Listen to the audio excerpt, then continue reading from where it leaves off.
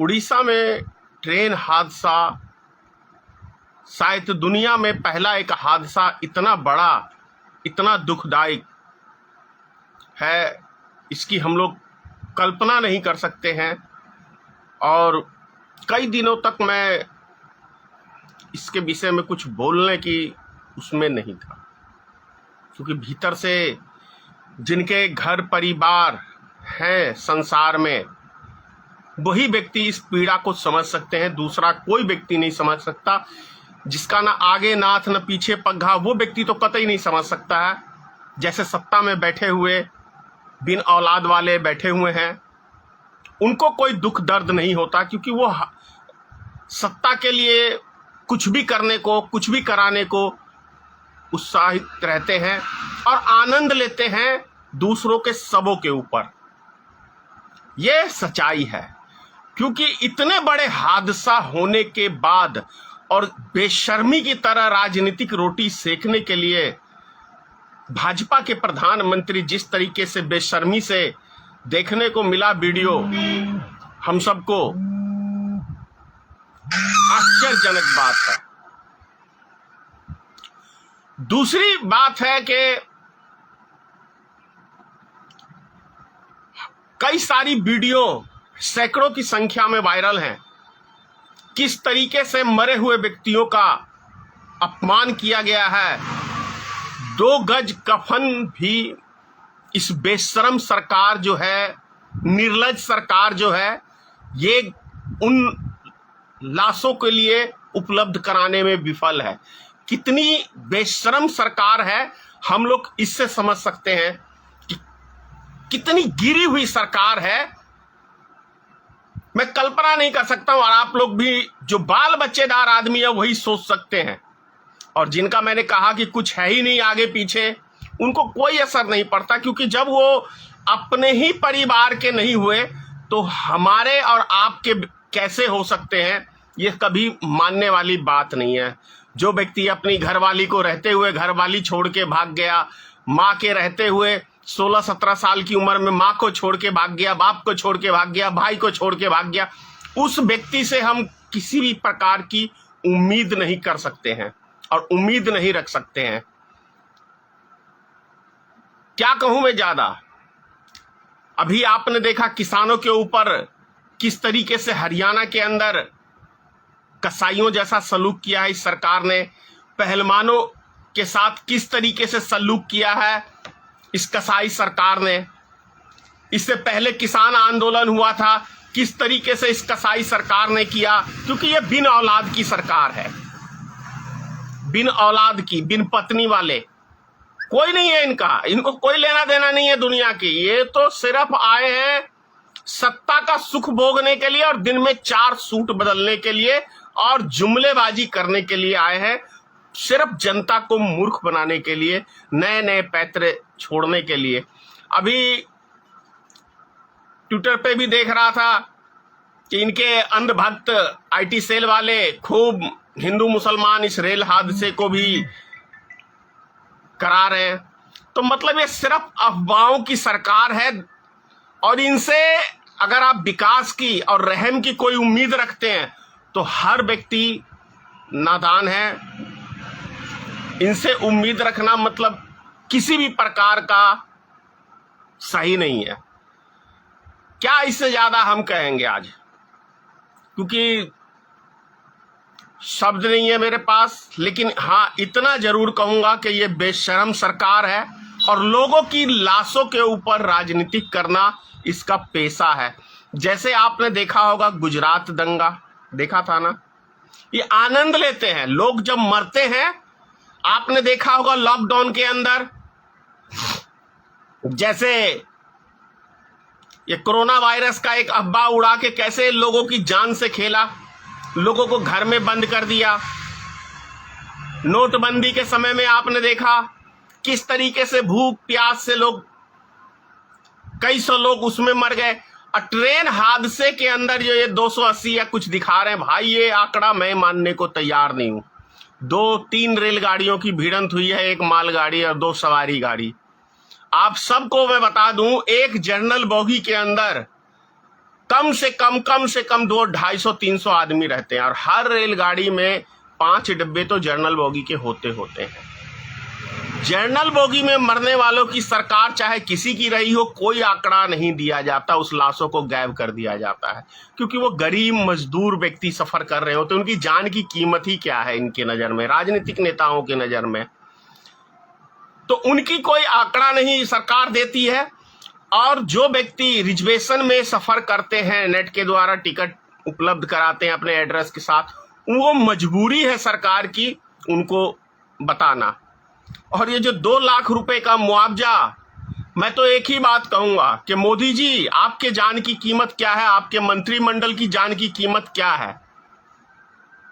अगर एक आम आदमी की जान की कीमत सिर्फ 2 लाख की है तो एक नेता की 4 लाख, 5 लाख, 10 लाख यही होनी चाहिए। हद कर दी है भाई, हद कर दी है। एक व्यक्ति का पूरा परिवार समाप्त हो जाता है, अगर एक घर का गार्जियन उसका समाप्त हो जाता है तो वो पूरी फैमिली बिखर जाती है, पूरी फैमिली।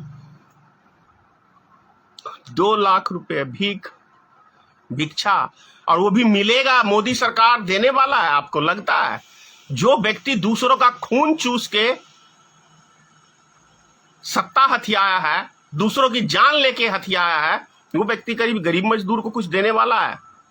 कुछ नहीं देने वाला। इस सरकार से कोई उम्मीद आप नहीं कर सकते हैं। ये सरकार है सिर्फ लेने वाली, देने वाली सरकार नहीं है, चाहे किसी भी माध्यम से हो। ये सिर्फ लेती है, देती कुछ नहीं है। आखिर 2024 आने वाला है,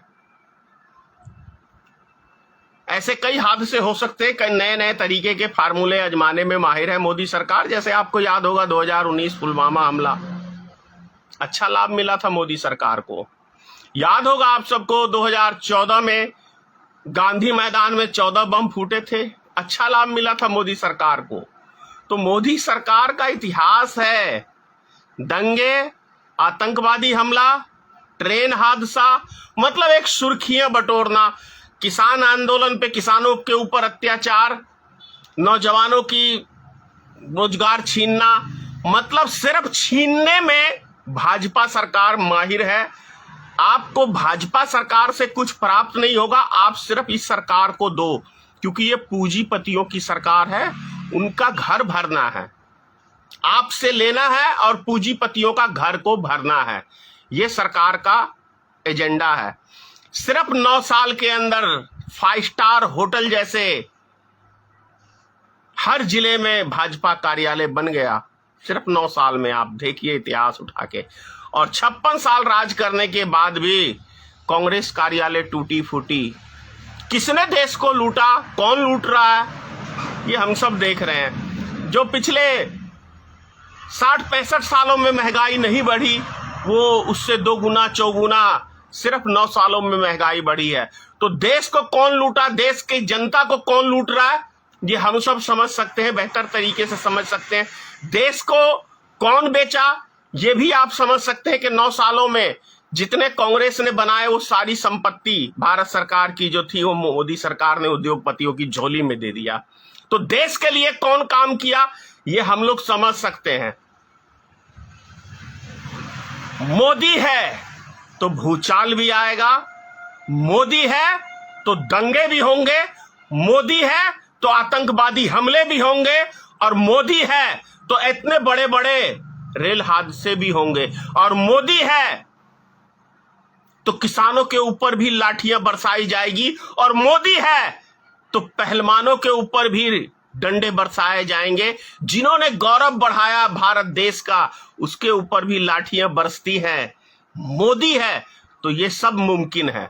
तो आपको क्या मोदी को रखना है या मोदी को बाहर 2024 में करना है, या अपने घर के बाल बच्चों को मोदी को फिर से लाके हर व्यक्ति को कटोरा थमाना है, मतलब कटोरा लेना है हाथ में, क्योंकि मोदी ने कहा था कि मेरा क्या है, मैं तो झोला उठा के चल दूंगा।